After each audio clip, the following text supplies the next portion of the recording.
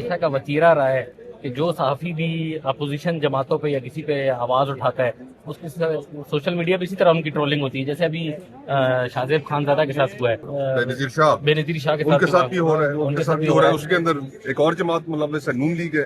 کیا یہ پیشنس سیاسی جماعتوں میں پیشنس نہیں ہونا چاہیے کہ جب آپ لوگ اپوزیشن میں آتے ہیں تو آپ کے خلاف جب جینون بات بھی کی جائے، صحافیوں نے کی ہے تو ان کے خلاف سوشل میڈیا پہ ٹرولنگ کی گئی ہے. دس از ڈیکے آف پولیٹیکل کلچر.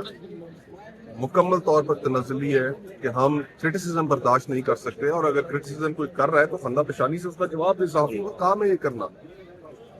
اور آئی ہوپ کہ مستقبل میں ایسے واقعات نہیں. کیا عمل ہونا چاہیے پولیٹیکل پارٹیز کا اس چیز کو روکنے کے لیے؟ اپنے کارکنوں کی ٹریننگ کریں. دیکھیں ہر جماعت نے اپنے ٹرول فارمز بنائے.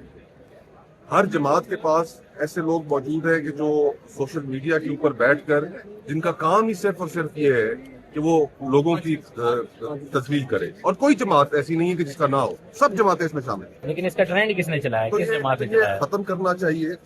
اور یہ جب تک ختم نہیں ہوگا لوگوں کے اندر نفرتیں بڑھتی جائیں گی. ہم نے بچوں کو، آنے والی نسلوں کو اس چیز کے اوپر ٹرین کرنا ہے کہ تمہارا سیاسی مخالف صرف سیاسی مخالف ہے، وہ تمہارا سیاسی دشمن نہیں. ریگریٹیبل انسیڈنٹ ہے.